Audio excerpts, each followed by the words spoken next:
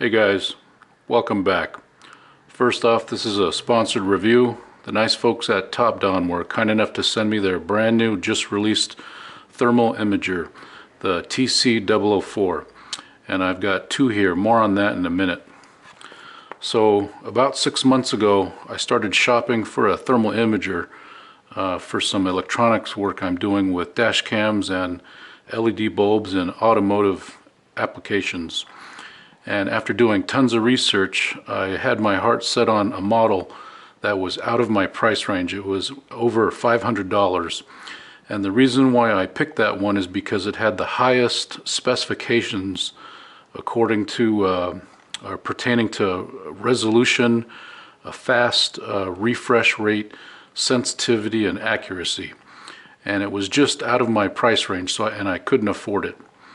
So in February, TOPDON released the TC004, and I got to looking at it, and I realized it had all of the specifications and that I wanted, but at a very, very affordable price.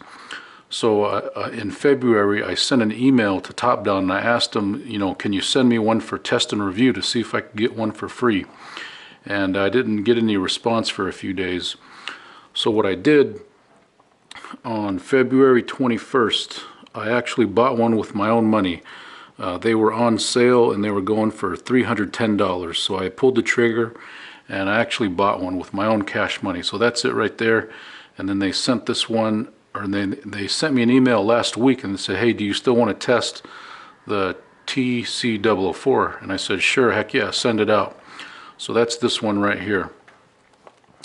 And right now, the price went up a little bit. They're going for $370, but they sent me a link with a promo code that brings it back down to that $313 price. And that's awful nice. So first, I'd like to go over a demonstration on what makes this thing basically a class leader in the thermal imaging industry as far as handheld thermal imagers go. So I've got some demonstrations planned. I want to show you how well it works with small electronics, and then I've got a demonstration on my car to show you automotive applications, and then I'll show you some plumbing and HVAC applications in my garage. So I test dash cams on a pretty regular basis, and one of the things that I've got to look for is for heat problems and heat dissipation. And what I was using is this cheap $20 infrared pyrometer, and it works okay, but it's really problematic because the hardest part is to try to find the hot spot of the dash cam and focus on it to measure it. And it's really like it's like finding a needle in a haystack because you don't know where it's at. Now let me show you how well this thing works. So this here is the dash cam. It's been running, and you can see that there's 3 crosshairs on here. See that white crosshair? That's the center of the image. That green crosshair is it's automatically trying to find the coldest spot in range, and then there's a red crosshair that tells you the hottest temperature in the scene. And right now it's saying it's 104 degrees, so it automatically finds the hot spot for you. And as you can see, when I turn the dash cam sideways, we can now see that there's even hotter spot, and it goes up to 124 degrees. So it really does give you the full story when you're trying to see how hot something is getting. And when you're trying to use one of these, just the slightest change in movement changes the temperature drastically. Like right now, it's jumping all over the place. You can't get an accurate reading with it. And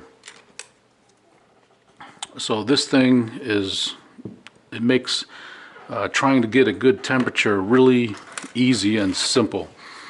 Now this is an old laptop, and it has a problem where it overheats within the first 1 or 2, 3 minutes of operation, and it overheats and it locks up and it becomes unresponsive. So I want to show you how well this thing works on a circuit board. So right now it's booting up. Okay.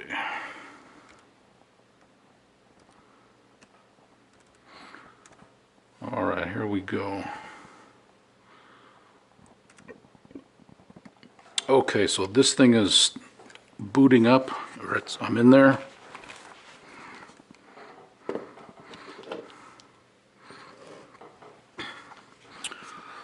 Okay, so right now we can obviously see it looks like there's some heating problems, but what that is that's the emissivity, and that's adjustable, and all that means is different materials like shiny polished metals are going to reflect the infrared rays and give you some inaccurate readings. So keep that in mind when you start taking measurements. You may need to adjust the emissivity.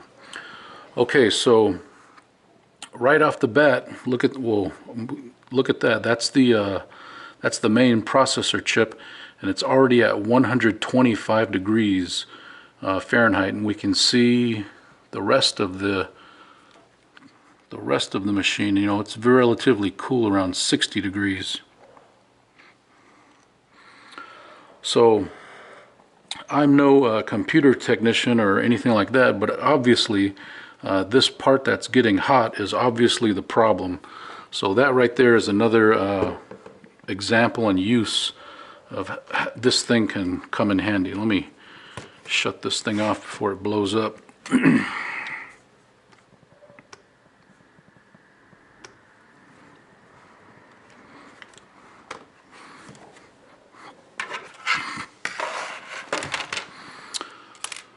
Alright, now let's go over to the car and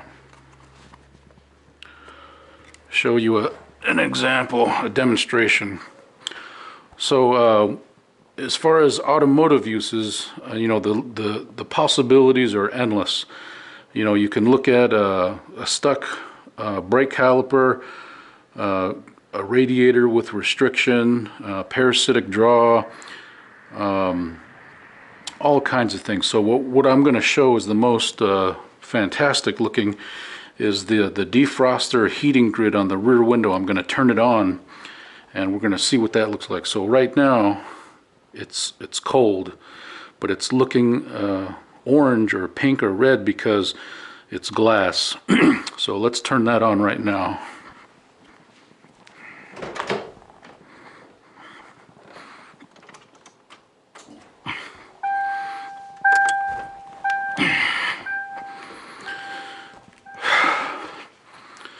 And let me turn on my power supply so I don't kill my battery.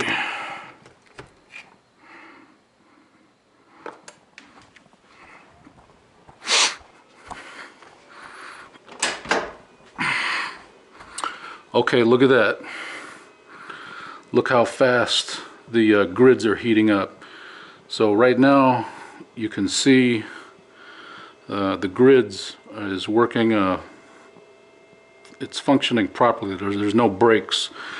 Now just imagine back in the day we used to have to do that with a multimeter on a continuity check and just check.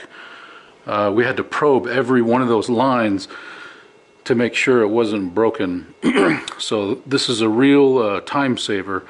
And just imagine if the window was tinted, you can't probe it if there's tint on there. So this will let you do it much faster and much easier.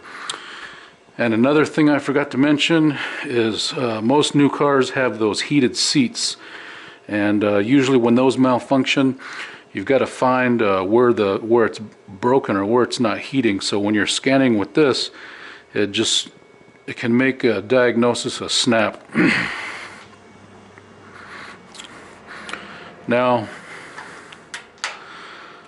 usually when you're tracking down a parasitic draw or a short circuit, you'd want to use a multimeter, and usually that's the most accurate way to do it.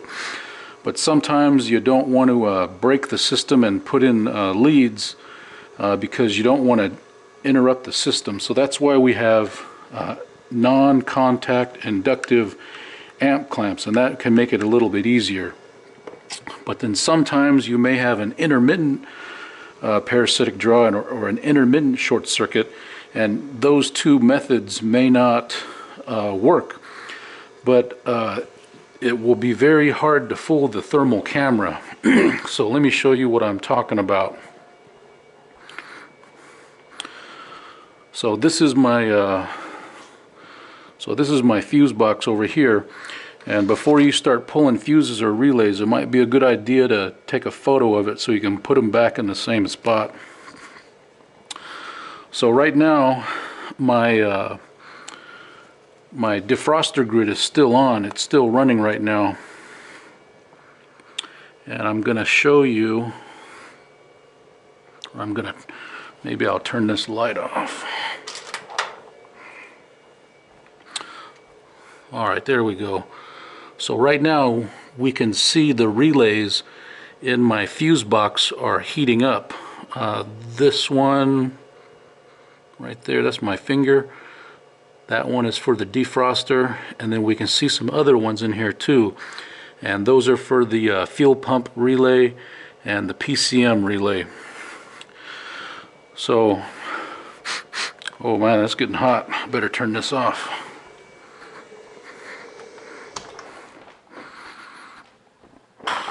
Excuse me. So you can see just how handy and quickly and speedy this can be in trying to track down an electrical problem versus trying to unplug things or put in your multimeter or put in amp clamps or just trying to get into the system. All you got to do is a quick scan and you can see how hot things are getting. See, look how hot my my battery charger leads are. Alright, so the next demonstration I want to show you, oh look at my chair. That's where I was sitting, Jesus. And oh, I want to show you how sensitive this thing is too. So right now I'll put my handprint on this wall and we'll see just how sensitive this thing is. So right now, see how it's all one color? Now I'm just going to touch the wall. Well, look at that. See how fast it updates and changes? That's my hand. So I'm just going to put my fingerprint from my index pointer on the wall or on the wood. There it is right there. And I just touched it for just half a second. And you can even see my fingerprint in the heat signature because the resolution is so high. Now watch what happens when I put my whole handprint on the piece of wood. Look at that. You can see my well, you can't see it, but I can see the ridges in my palm print and my fingerprint. So that just shows you how sensitive and accurate this thing is. Okay, so the last thing I want to show you is the plumbing and HVAC applications. So right there, that is my water heater, and you can see going up here, the hottest part is that outlet pipe. That's that looks like a waste pipe. And then we can see the pipes going into the house right there. And there's my furnace. You can actually see, I think you can see the pilot, the burners, they're going, but it's not running right now. And then this is the exhaust pipe that's going to the roof to exhaust the fumes, and you can see that's quite a bit hotter than the surrounding area.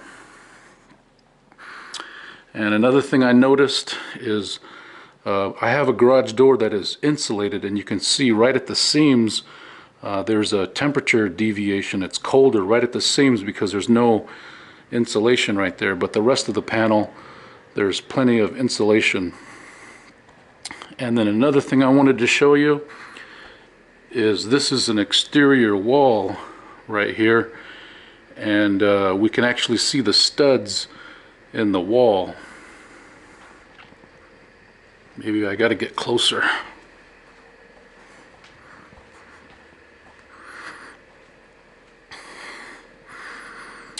Oh yeah, there you go.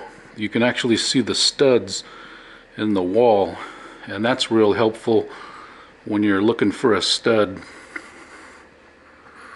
And look at that, that's a plug transformer for my sprinkler equipment.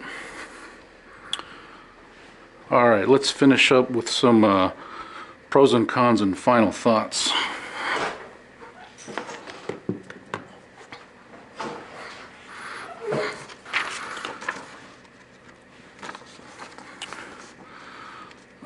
Let me tell you some specifications first. So this thing has a temperature range from -4 Fahrenheit to 662 degrees Fahrenheit, and the resolution is 256 times 192, and currently that is the highest resolution of any thermal imager under $1,000 that I've found. And the refresh rate is 20 Hertz. The battery runtime is 12 hours with a 5,000 milliamp battery. It uses a USB Type-C connection for data and charging. It's got a 2.8-inch LCD screen. It records video and photos on a micro SD card. I forgot to tell you about that. That's what this trigger is here for. If you just pull it and release it, it will take a photo, and if you pull it and hold it down, it'll take a video, and it'll store all that on your SD card, and then you can download it to your computer and analyze it. It's got a standard 1/4 thread, so you can put it on a tripod, and I found that real useful for testing things. You can just set it up and just leave it alone. And it's IP54 rated, water and dust resistant, and 6-foot drop resistant. And basically, after handling this thing and feeling how heavy duty it is, it's got some pretty good rubberization on it. I really think it could survive a drop from 6 feet, so that's nice. And I want to answer this question: why did I buy the TC004? And again, excuse me, because of the high resolution, the fast refresh rate, and the low price of $310. Because basically the nearest competition is that Unity UTI 260B, and that's going for $515. And this thing is so easy to use. It's got all kinds of settings that you can go in there and adjust, like alarms, and adjust the sensitivity, the distance, the emissivity, and a bunch of other things. Okay, pros and cons. I'm going to say this thing has top-of-the-line specifications, value for money. The closest competitor is $515, and easy to use. Now, cons. I'm going to throw this in here. I'm going to say the cons: it has no Wi-Fi or Bluetooth capabilities.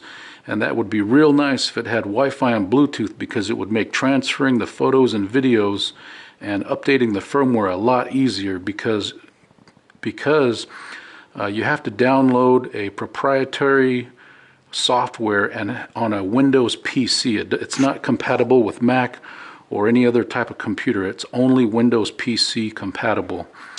So if it had Wi-Fi or Bluetooth, you wouldn't even need a computer. You just transfer it to your phone, or email the photos or the videos to yourself, and then download the firmware and whatnot.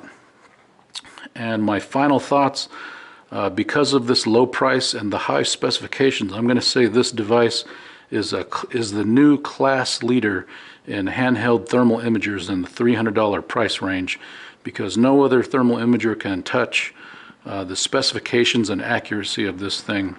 And I have a feeling this is going to put quite a dent in the FLIR market share, because those FLIRs, you know, they're known as the top-of-the-line equipment. You know, that's what the government, the military, and all of the experts use, but that's because they're multi-$1,000 devices. For $300, this has better resolution than some of those FLIRs. And my last thing is I'm going to say because of the affordable price, this makes an expert level tool into a beginner level tool. And the reason why I say that is because, 10 years ago, a device like this with these specifications would cost, $2,000, $3,000, $4,000, $5,000, and the only people that would have them would be the government, military, or experts. But now, because the technology has increased and the price has come down, I would say this is becoming a beginner level DIY tool that every guy can afford to put in his toolbox now. All right, that's pretty much it. Thanks for watching. We'll see you next time. Bye-bye.